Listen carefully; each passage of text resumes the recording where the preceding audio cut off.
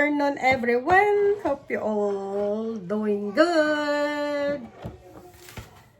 It's how many days already I didn't film dahil wala naman tayong i-film, guys. Dito lang sa bahay dahil sobrang lamig. So anyway, but yesterday, me and my daughter, we went to the store. Ayan, nag-grocery siya. Then, namili rin ako ng kailangan ko. Sorry guys, yung apo ko.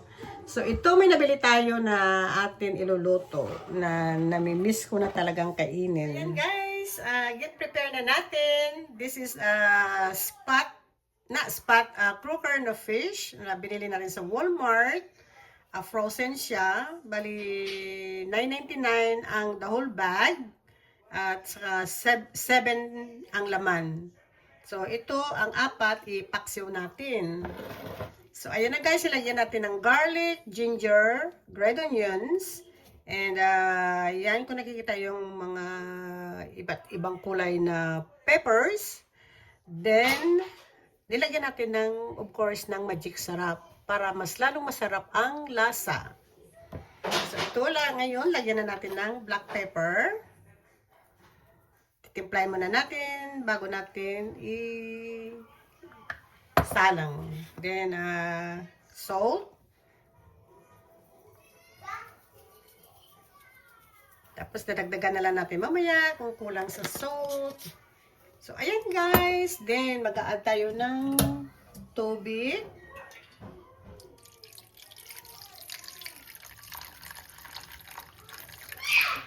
So, I guess, enough na siguro yan ang tubig guys, na para ma-covered. Kaya nga yung, ginamit ko yung flat para maanuhan siya ng ng ma-covered ng tubig. Then, ang atin vinegar, ayan ang gamit natin. So, lagyan na natin ng vinegar. Kansya-kansya lang to guys. Bahala kayo kung gaano kadami nyo ilalagay. Ako mas gusto ko yung medyo masim-asim. So, ayan. So, i-start na natin. At saka, beran. So, ayan guys. Hintayin na lang natin maluto. Okay guys, ipapakita ko sa inyo yung bag ng isda na binili natin sa Walmart. Ayan. Ayan siya guys. So, nakalagay ano siya guys, croaker. Ayan, headed. That means wala na siyang head. Yung wala na rin, malinis na siya guys. So, ayan. So, bali, 7 ang laman niya. Tapos, $9.99 ang isang bag. So, meron pa tayong 3 natira. Dahil gusto ko guys na, i-fry. So, ayan yan, ipaksiw natin. Ayan, hinaan muna natin na apoy. Kasi alam mo naman ang bigas na gusto mabilis pa. So, ayan guys. Dahil matagal na talaga ako hindi nakakain ng paksiw. Mga hindi lang months. Matagal guys, mga ilang months na hindi ako nakakain. Puro na lang yung chicken, mostly chicken, of course, gulay, chicken. So, yun lang ang guys. Yung, kaya masarap pag guys, pag i-fry din. Dahil at sa prito, pwede mo mahalo sa gulay, laswa, ganun. So, ayan, kumukulo na siya guys. Oh, ang sarap tingnan. Ang sarap. Siyan guys, gusto ko maapawan siya ng yung sabaw pa. So, ito ang gagawin ko guys. I-ano ko na lang yung ganyan. Ayan, para maanuhan siya guys ng sabaw.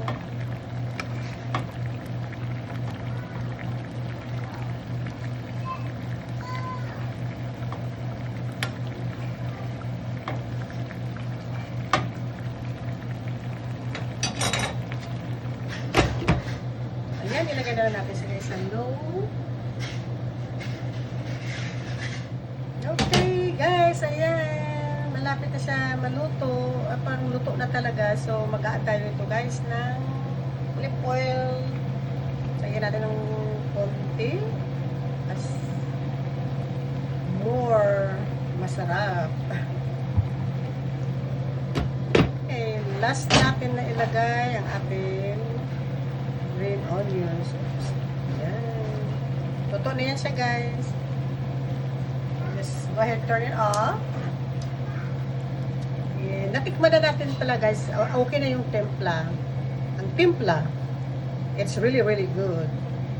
So mapaparami naman na tayo nito ng rice. But kailangan ko makontrol sa kanin. So yan ang gusto ko guys, so yung kunti lang ang kunti lang yung niya, yung sabaw o yung sauce o ano dyan yan. Para masarap yung yung kanya na luto. So ayan, so it's done.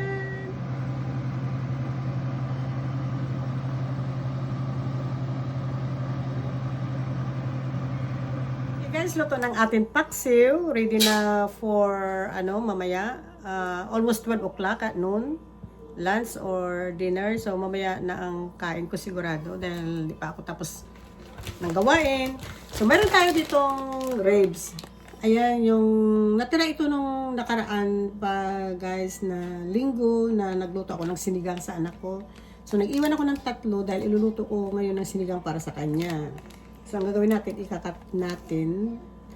Tapos, ito ang ihalat natin, yung ating baby, tawag ito, baby bok choy. Ayan. At saka yung natira natin na string beans din, ginamit natin ng sinigang. So, ayan, iluluto natin to guys. Para meron din siya. Kaya kumakain siya ng sinigang. Hindi ko alam kung kakain siya ng paksiw. Sinigang na isda, yeah, pero ang paksiw hindi ko pa sure. So, ayan. So, let's do it. Guys, pakuluan muna natin. Tapos, ang unang kulo, itatapon natin yung sabaw. Then, ang gagawin ko, alam kong iba-ibang pagluto ng sinigang. Ang iba, diretso-diretso na. At ako guys, ang gagawin ko is igigisa ko siya sa bawang, sibuyas, at saka kamatis. So, ayan guys, kumulo ng ating pork ribs. Itatapon na natin ang sabaw. Guys, yan ang ating pinakuluan na ribs at ang ating veggie na ihalo natin sa ating sinigang. Okay guys, let's start! Igisa na natin ang ating garlic kung mayroon ang onion. Ngayon, dahil natin ang ating pork or ribs. Pork ribs. Ito guys, ang gusto kong luto na sinigang yung ribs.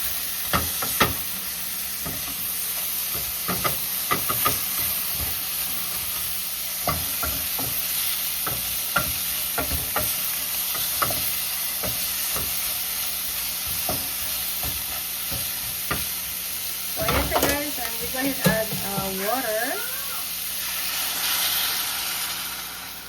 So, ayan. Yan ang gusto ko. Yung ang tomato na magdurog-durog.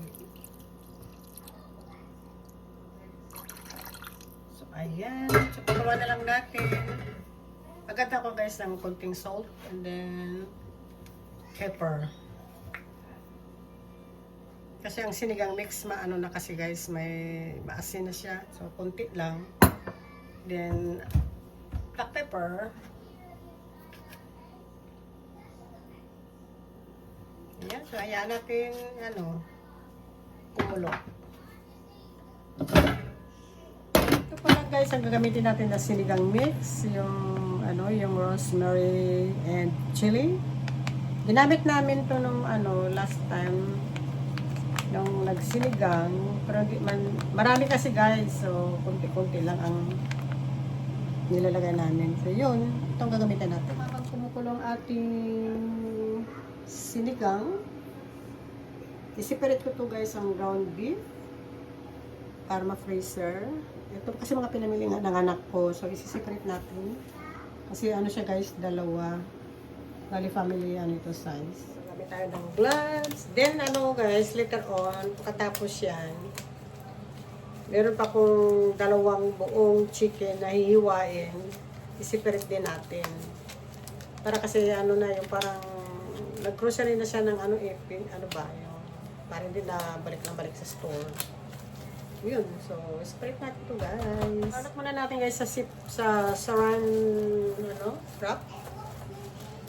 Bago ilagay sa ziploc bag.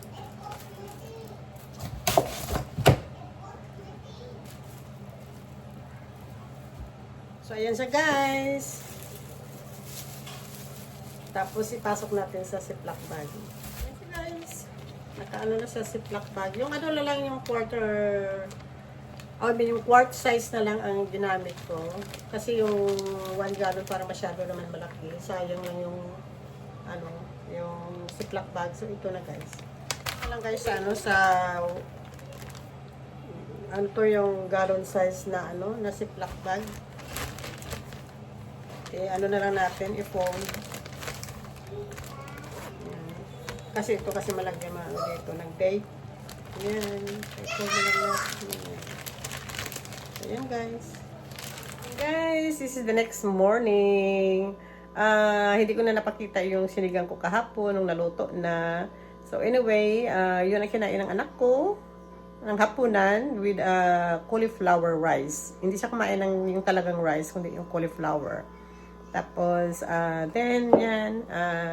So, this morning, habang tulog pa yung apo ko, naligo muna ako. Ayun, gising na siya. Tama na tapos din tayo naligo, nagising din. So, napakain ko na ng breakfast. So, today, papatuloy ko yung I'm gonna finish cutting these 2 whole chicken na binili ng anak ko. So, itong gagawin natin ngayong umaga para mailagay ko na sa freezer. Guys, kapakita ko sa inyo yung sinasabi kong rice cauliflower. Ito siya, guys. Ayan.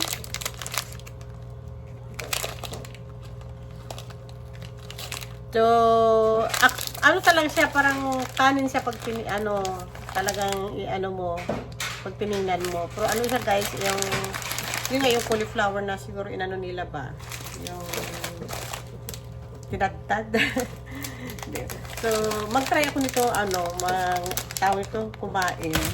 So, yan ang kinain ng anak ko kahagabi at saka yung sinigang. Ito siya guys itong natira niya, yan siya. So, parang kanin din siya. So, bali yung the whole bag na niluto niya ininit lang niya sa pan nakita ko, lang niya nilagay lang niya sa pan, tapos ininit lang. So, siguro kaya niyang kalahati itong natira. So, okay guys, mag-start tayo maghiwa ng chicken. Maghanap ako ng room sa freezer dahil ang freezer namin is puno na, maliit lang yan guys. Kaya yung anak ko namili na ng i-stock sa freezer para hindi na siya balik sa grocery store. Unless na may kailangan talaga siyang importante. So, yan guys ang whole chicken. So, hiwain natin.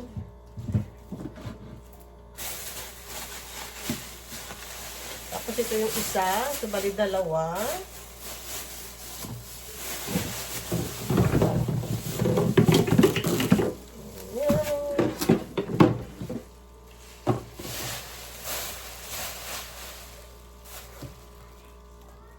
Ayan guys, start na tayo. Ang laki ng guys, ang laki ng chicken, buo.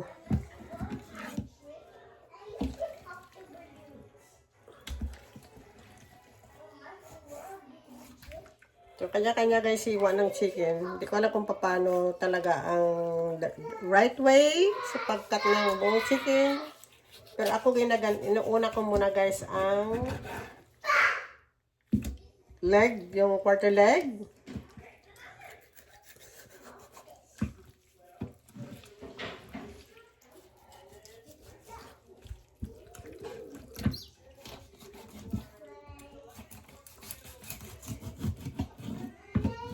So, ayan siya guys.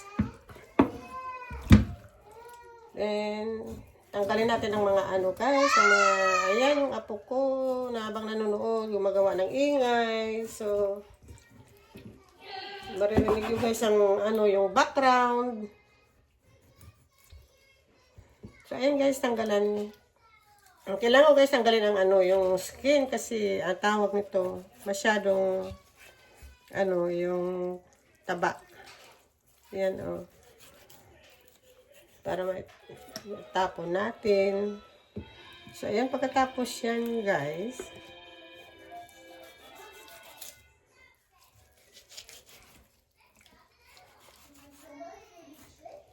Yan na lang ano sa chicken dahil ang ano niya yung skin. Ang hindi ko lang guys tinatanggalan ng skin is yung wings. Pero the rest inaano ko tinatanggal. At saka yung sa drumstick hindi ko rin tinatanggalan. Natanggalan ko ng konti. So yan, so alisin natin ito pati yung yan.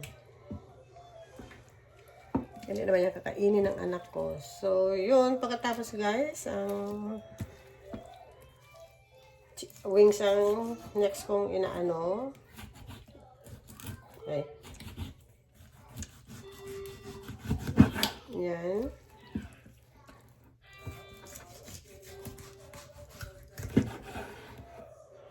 So, yun pa pala yung ano natin, guys. Yung pan. Panglagyan natin ng hiniwa.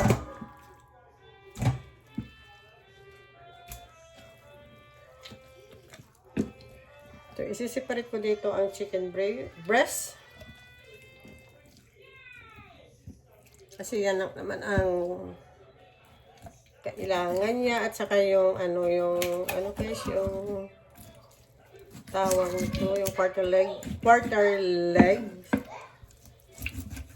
Tapos itong yung backbones sa akin. Dahil alam mo naman tayo mga Pilipino, gusto-gusto natin yung yung mga buto-buto. So, masarap ito siya guys. Ang tawag nito. Tinola. So, but first, nag-save ako nitong plastic. At dahil dito natin ilalagay ang mga skin na itatapon natin. So, ayan guys. So, ang daming skin. Ayan.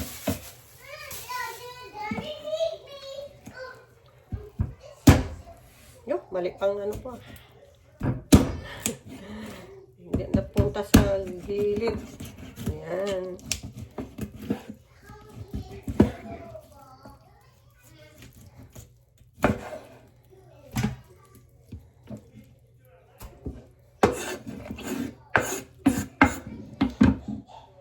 So, ayan guys. So, tapusin kong paghihiwa and see you in a little bit. Okay guys, done cutting all the chicken. Ayan, nakaseparate na yung chicken breast. Tinanggalan na natin ng bones, ang thigh, ang wings, at saka yung drumstick. Bali, dalawang buong chicken ito guys.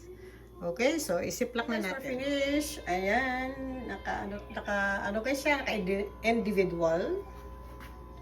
Ayan ang thigh, wings, drumstick, at saka yung chicken breast. Yan. Guys, na ayos ko na yung freezer. Ang hirap mag-ayos guys ng freezer na maliit. Ayang punong-puno. So, yan ang mga meat sa ibaba. Yan na yung kinat natin. Tapos yung the rest na meat na binili na anak ko. Ayan yung mga steak. Saka yung ito guys. Yung Italian yata ito. Yeah, Italian sausage. Then yan kahapon ang ground beef na separate natin. Saka yan ang mga veggie niya. Yan. Then chicken nuggets ni Charlie at saka fries. Yan guys, punong-puno. Parang hindi na makahinga. Ay, yan ang gusto niya eh. Dahil ayaw na nga niya kasi tawag nito, makatipid siya kung yung isahan nga sa pagbili. Okay guys, the last part yung guys, yung mga backbones, yan is nakaseparate na rin. So hanapan ko ng room sa freezer. Dahil hindi ko pa naman iluluto ngayon. So, ayan. Tatapos din natin, cut yung dalawang. Okay guys, that's it for the day. My busy day. Life at 60s. And I hope you enjoyed this video. And if you like this video, give me a thumbs up, like, and subscribe. You all have a wonderful day. God bless us. And see you in my next vlog. Bye! Ingat kayo dyan!